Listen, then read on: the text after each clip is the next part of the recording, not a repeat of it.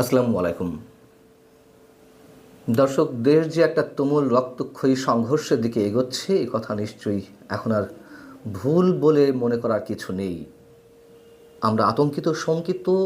নতুন করে যে সংবাদটি শুনলাম তা বিষয়টিকে আরও স্পষ্ট করে তুলছে। আমরা শুনতে পেলাম যে দুর্বৃত্তের গুলিতে আহত হয়েছেন জাতীয় নাগরিক পার্টি এনসিপির খুলনা বিভাগীয় প্রধান এবং এনসিপির যে সহযোগী সংগঠন জাতীয় শ্রমিক শক্তি তার কেন্দ্রীয় সংগঠক মোতালেব শিকদারকে মাথায় গুলি করে আহত করা হয়েছে। তিনি আশঙ্কাজনক অবস্থায় রয়েছেন। বেলা 11:15টার দিকে এই ঘটনা ঘটে। আমরা নিঃসন্দেহের তীব্র নিন্দা জানাই, প্রতিবাদ জানাই, কিন্তু প্রশ্ন হচ্ছে এই যে নিন্দা জানাচ্ছি, এই যে প্রতিবাদ জানাচ্ছি, তাতে আসলে কি হচ্ছে? যারা বিশেষ ষড়যন্ত্রে লিপ্ত হয়ে উঠেছেন তাতে কি এই নিন্দা, এই প্রতিবাদগুলো তাদের কর্ণকুহরে পৌঁছে কোনো ধরনের প্রতিক্রিয়া সৃষ্টি করতে পারছে না? তারা তাদের উদ্দেশ্যের দিকেই ধাবিত হচ্ছে। কদিন আগে ইনকিলাব মঞ্চের আহ্বায়ক শরীফ ওসমান হাদিকে গুলি করা হলো। তারপরের কি অবস্থা তা তো আমরা সবাই জানি।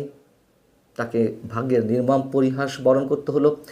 এবং এই ঘটনাকে কেন্দ্র করে যেদিন হাদিকে গুলি করা হলো সেই দিনই বিএনপি এবং জামাত একে অপরকে দায়ী করে নানান ধরনের মন্তব্য করা শুরু করলো। আবার সরকারের পক্ষ থেকে বলা হলো, দাবি করা হলো যে এই ঘটনা ঘটিয়েছে আওয়ামী লীগের মাধ্যমে ঘটানো হয়েছে। এখন আমাদের সবার কাছে পরিষ্কার যে বিশেষ একটি শক্তি ঘোলা পানিতে মাছ শিকারের চেষ্টা করছে। উদ্দেশ্য কি? উদ্দেশ্য এর আগেও বলেছি, এখনও বলছি, উদ্দেশ্য 12ই ফেব্রুয়ারি নির্বাচনে যে তফসিল ঘোষণা করা হয়েছে সেই নির্বাচনকে প্রতিহত করা, সেই নির্বাচনকে প্রলম্বিত করা। আর তার আগে বিএনপির ভারপ্রাপ্ত চেয়ারপারসন তারেক রহমান যে দেশে আসার প্রস্তুতি নিচ্ছেন, মোটামুটি সব দিক থেকে নিশ্চিত যে তিনি 25শে ডিসেম্বর দেশে ফিরবেন, তার এই দেশে আসার ঠেকানোটা অন্যতম প্রতিরোধ। নইলে কেন বিভিন্ন কর্নার থেকে এই ধরনের কথা উচ্চারিত হবে যে 25শে ডিসেম্বরের মধ্যে ভারতে পালিয়ে থাকা খুনি বা শেখ হাসিনা সহ তার দলের নেতাদের ফিরিয়ে না দেওয়া হলে 25শে ডিসেম্বর ভারতের বাংলাদেশে অবস্থিত ভারতের বিভিন্ন স্থাপনায় হাই কমিশন অফিস গুড়িয়ে দেওয়া হবে, জ্বালিয়ে দেওয়া হবে, ঘেরাও করা হবে? কেন বেছে বেছে 25শে ডিসেম্বর শব্দটি তারা উচ্চারণ করছে? কেন 20শে ডিসেম্বর নয়, কেন 30শে ডিসেম্বর নয়? কারা নির্বাচন প্রলম্বিত করতে চায় এটি আমাদের কাছে একেবারে স্পষ্ট। এদিকে সেই ভারতের বিরুদ্ধে একের পর এক উস্কানিমূলক বক্তব্য, ভারতের বিরুদ্ধে যুদ্ধ ঘোষণার যে প্রস্তুতি এবং ভারতের বিরুদ্ধে জামায়াত শিবিরের 50 লাখ যুবক যুদ্ধ করতে প্রস্তুত, এই ঘোষণা তো জামায়াতের নায়েবে আমির ডক্টর আবদুল্লাহ তাহের সাহেব তিনি নিজেই দিয়ে দিয়েছেন। এই সব ঘটনাকে কেন্দ্র করে ভারত বাংলাদেশের মধ্যকার যে সম্পর্ক তা রীতিমতো এখন এই মুহূর্তে বিষিয়ে উঠেছে। বাংলাদেশে ভারতের বিভিন্ন হাই কমিশন অফিস ঘেরাও করা হয়েছে, আক্রমণ করার চেষ্টা করা হয়েছে। ভারতেও বাংলাদেশের দূতাবাস আক্রমণ করার চেষ্টা করা হয়েছে। সেখানে আমাদের হাই কমিশনারকে হত্যা করার হুমকি দেওয়া হয়েছে, যদিও ভারত সেটি অস্বীকার করেছে। আমাদের পররাষ্ট্র উপদেষ্টা মিস্টার তৌহিদ হোসেন তিনি বলেছেন যে কথা সত্য, যে সেখানে আমাদের হাই কমিশনারকে হত্যা করার হুমকি দেওয়া হয়েছে। সব মিলিয়ে কোন অবস্থার দিকে যাচ্ছি আমরা?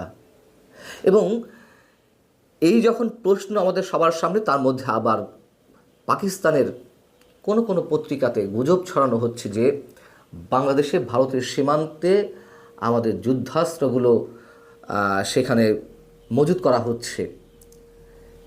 টাইমস অফ ইসলামাবাদ তারা বলছে ভারতের সাথে চলমান সীমান্ত উত্তেজনার মধ্যে তুরস্কের তৈরি টিআরজি 300 এবং টিআরজি 230 গাইডেড রকেট সিস্টেম দিয়ে বাংলাদেশ তার আর্টিলারি সক্ষমতা জোরদার করছে। ফোর্সেস গোল 2030 আধুনিকীকরণ পরিকল্পনার অধীনে অর্জিত এই নির্ভুল অস্ত্রগুলি প্রতিবেশী হুমকির বিরুদ্ধে সম্ভাব্য প্রতিরক্ষামূলক অভিযানের জন্য বর্ধিত পরিসর এবং নির্ভুলতা প্রদান করে। এদিকে শোনা যাচ্ছে বিপ্লবী সরকার গঠন হয়েই যাচ্ছে, এমনটা শোনা যাচ্ছে। এবং বিপ্লবী সরকারের দাবিও তোলা হয়েছে, এবং এই দাবি শুরু থেকেই তো যারা জুলাই অভ্যুত্থান ঘটালেন তাদের মুখ থেকে আমরা শুনতে পারছি বিপ্লবী সরকারের রাষ্ট্রপতি কে হবেন, প্রধানমন্ত্রী কে হবেন, সেগুলো নাকি সব ঠিকঠাক।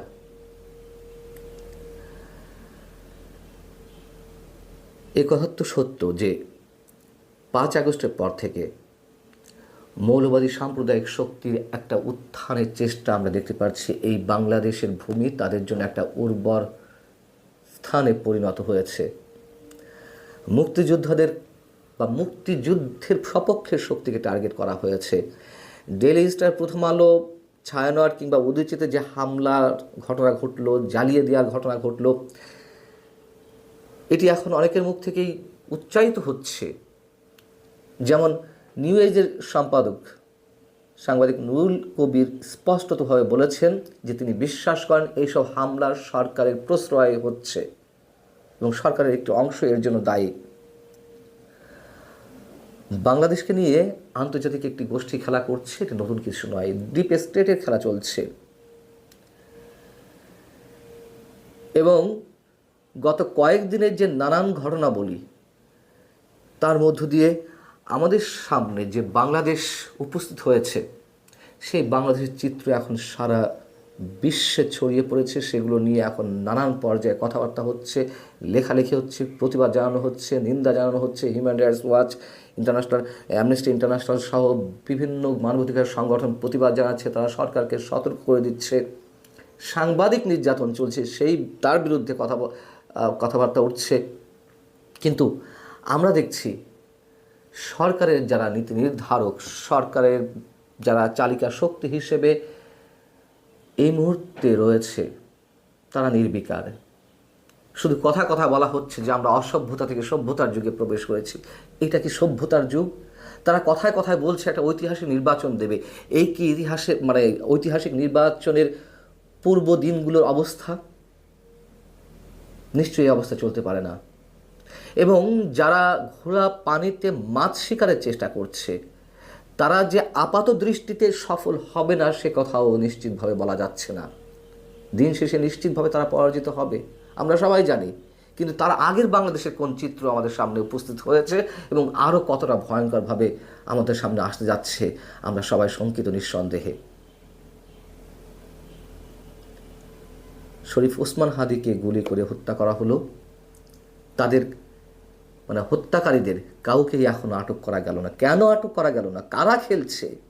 এনসিপি নেতাকে মোতালেব সিদ্দিককে যে গুলি করা হলো, তিনি বাঁচবেন নাকি অন্য কোনো অনাকাঙ্ক্ষিত খবর আমাদেরকে শুনতে হবে আমরা জানি না। তবে সমীকরণগুলো খুব স্পষ্ট, কারা খেলছে। আল্লাহ হাফিজ, সবাই নিরাপদে থাকুন।